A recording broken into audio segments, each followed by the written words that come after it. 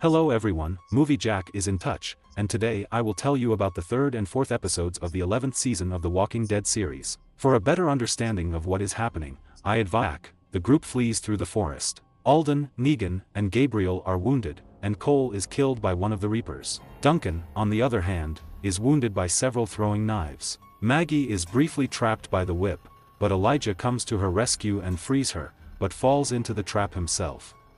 Left alone, Maggie observes the surroundings. Sensing a Reaper nearby, she throws Elijah's sickle at him, but misses. However, this gives her enough time to escape. Standing guard on the walls of Alexandria, Magna tries to shoot down one of the vultures with a bow. Before she can do this, she is overtaken by the appearance of Kelly and Carol. Before she can escape, Magna stops Kelly and asks why she missed her shift with Magna. Kelly says that something has happened to her, but promises to work the next shift with Magna. Magna gently asks if Kelly wants to talk about it, but Kelly waves her off. On her way to the storeroom, Carol passes by Aaron and a group of Alexandrians repairing a wall. Aaron asks if she is going to leave already, noting that she was supposed to help with the repair of the wall. Carol replies that she is busy, as she plans to catch the horses that escaped from Alexandria. Aaron, based on personal experience, warns her that there is little hope that she will really catch horses and believes that repairing walls is more important. Carol protests that without horses they won't be able to walk far into the woods or move heavy loads, which means they will starve. Judith, Gracie, RJ and Herschel are playing cards. Herschel asks Judith if she's scared when her mom leaves, but Judith replies that she's used to it, jokingly mimicking their farewell speeches.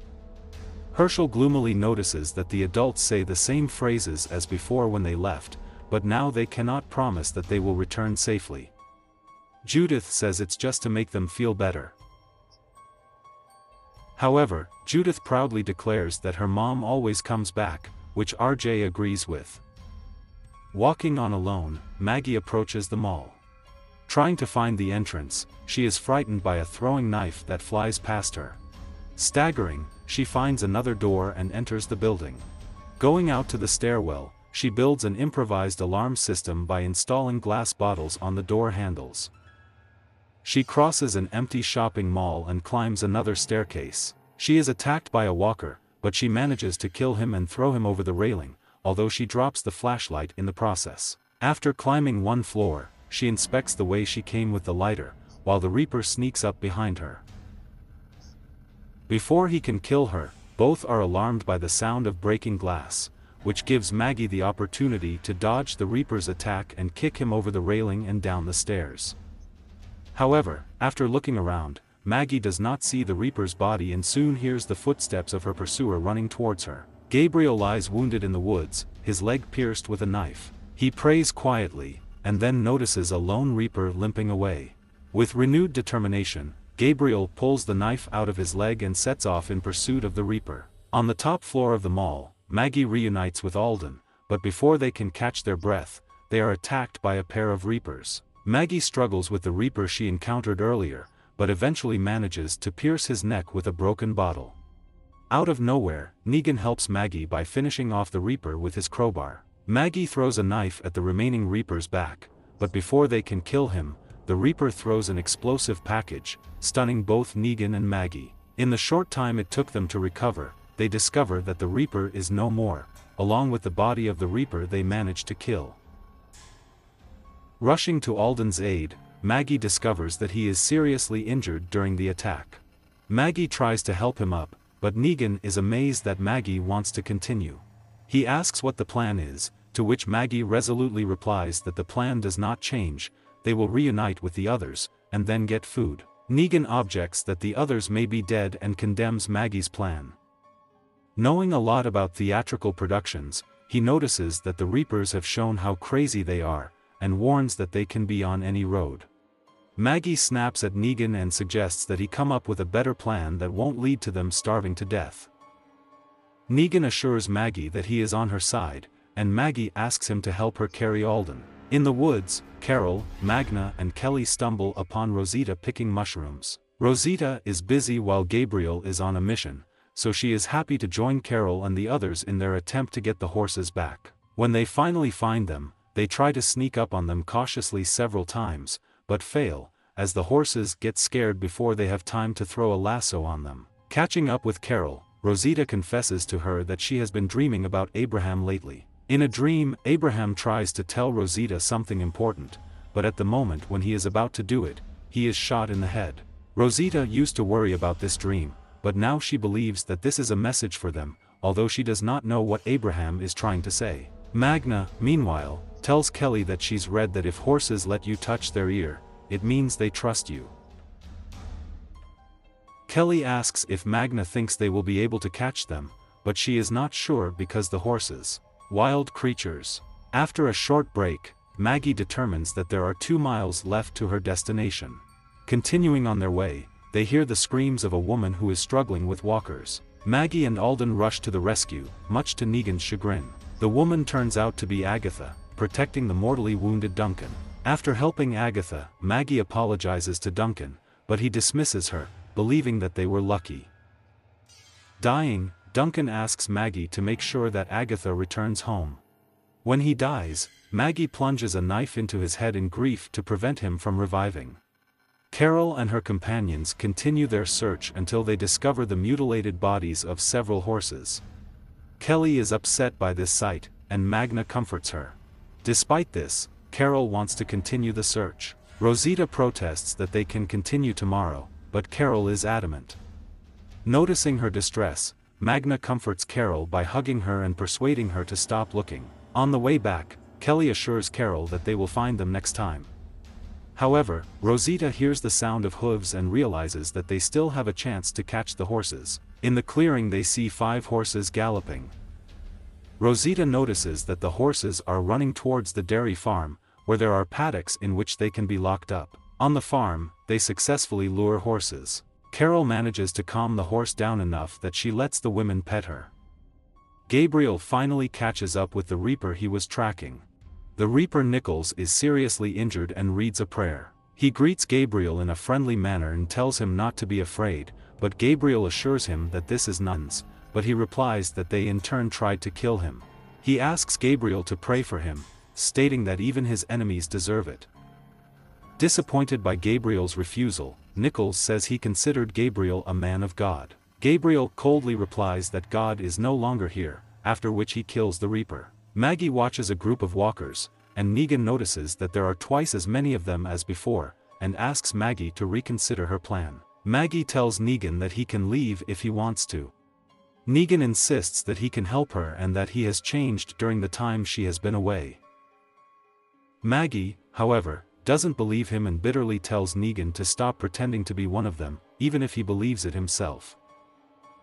As the group continues on their way, Alden asks Maggie if she's okay. He suspects that Alexandria is not the place where Maggie thought to return home, and not the place she told Herschel about.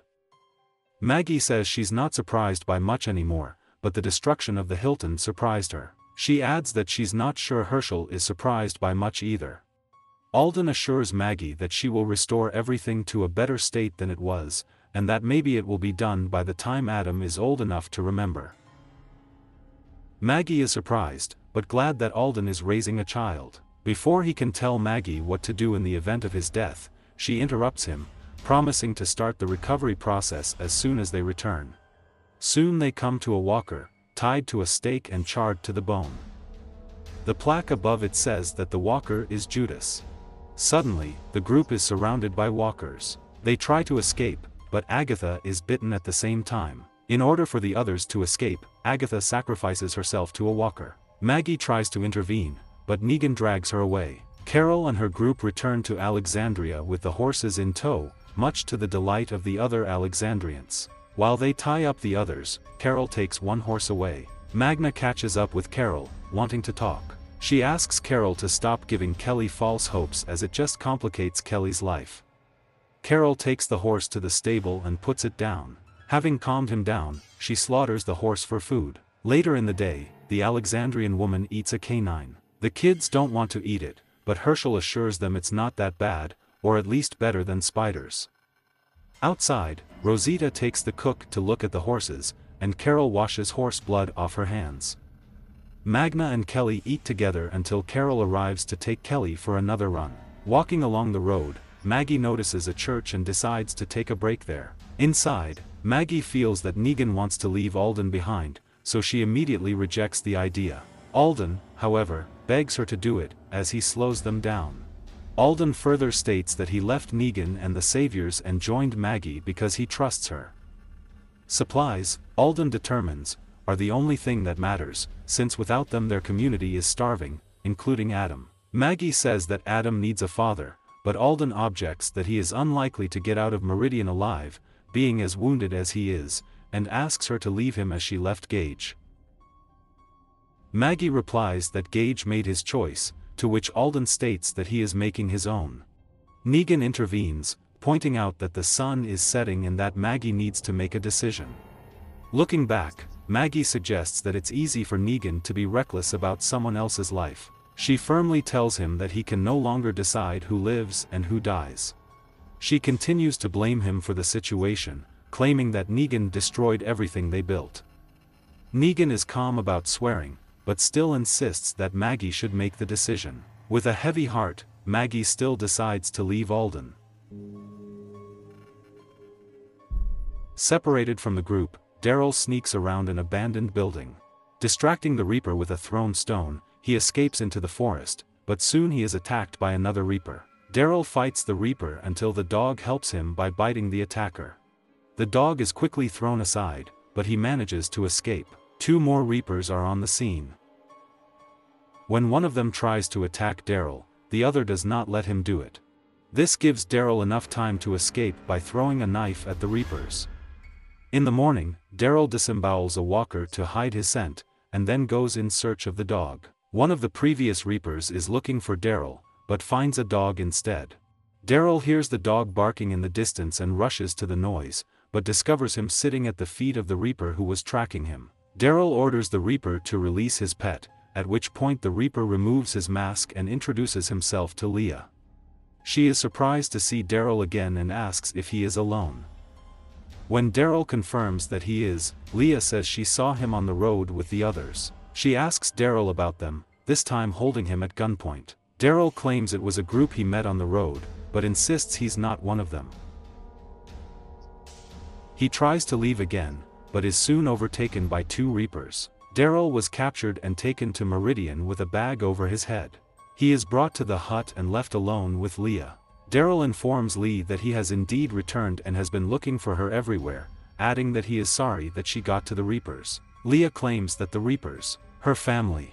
Leah talks about her, they never stopped looking for her, and when they found her, she returned home. Leah asks if people were on the road with Daryl's family, but he claims that his people were destroyed in a conflict with another group, and insists that he is alone. She strangles him with a rag until he loses consciousness. When he regains consciousness, Daryl is being waterboarded by 2 Reapers under Lee's supervision. One of the Reapers, Carver, interrogates Daryl about the others, but Daryl stands by his opinion and claims that he knows nothing. In the end, Leah decides to stop the interrogation, despite Carver's protests. Leah persuades Daryl to talk, as their leader will not be so kind when he interrogates him. Daryl explains that he was just trading with the group, transporting their supplies in exchange for food, and claims to have known the groups for less than a week. Leah, however, does not believe him and takes Daryl back to the cell. After a short sleep, Daryl wakes up to find that Frost has also been captured and is in the cell next to him. His friends. After catching the catch, Frost pretends to be offended by Daryl's words and tells him that they should have left him to starve. Frost is then taken away for quiz. Daryl swears that he never lied to her and is not going to start. Leah asks him about the band again, but Daryl claims he doesn't know anything about them. He asks if this is what he wants, but their conversation is interrupted by a pair of Reapers dragging a Carver informs her that they have found Bosie. When Leah asks about Turner, Carver leads her. Leah reads a small prayer for Turner. Pope, clearly upset, declares that God their anger. Leah returns to Daryl's cell and informs him that one of her brothers is dead. Michael Turner, she says, was like the little brother she never had, and this is the first time she's lost a loved one since she lost Daryl. Daryl counters that she hasn't lost him since he came back for her, but she's gone. Leah protests that it was Daryl who left. After sitting in silence for a while, Leah declares that it does not matter, since their relationship would not have developed in such a world anyway. Leah says that she can help Daryl escape, and claims that she still cares about him, no matter what. That is why, she warns, he must tell her something, otherwise she will not be able to. Thin guy who never shuts up, and a priest who carries a shotgun with him. He also warns Leah that the group outnumbers the Reapers by at least 36 fighters. Grateful for the information, Leah promises to get Daryl out of the cell. Leah goes to the floor and tells him what Daryl told her. Moreover, she suggests they recruit Daryl. She is upset when Pa ignores her and demands an answer. Pa blames her for losing a day of surveillance so that he asks Leah about Daryl, to which she replies that Daryl would fit in well with their group because he is fearless. Pope, however, is skeptical and believes that Daryl just wants to be with Leah. He then asks why the Line killed Daryl when she had, but claims that she broke all ties when she joined the Reapers, and does not regret her decision. She answers yes. Pope is pleased and intends to find out for himself. Daryl is brought to the hut where he was tortured earlier. The other Reapers taunt him until Leah arrives. When the others leave, Leah unties Daryl and says that Pope is on his way, and orders Daryl to follow her. Hearing a knock on the other side of the door, Leah goes to open it, but finds that it is locked.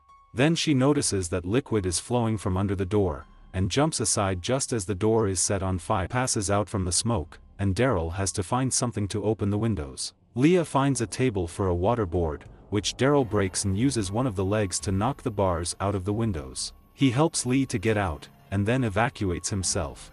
Outside is Daryl, forged by fire, consecrated by God, and accepts him into his ranks. At a private meeting, Pop asks Daryl if he believes in God.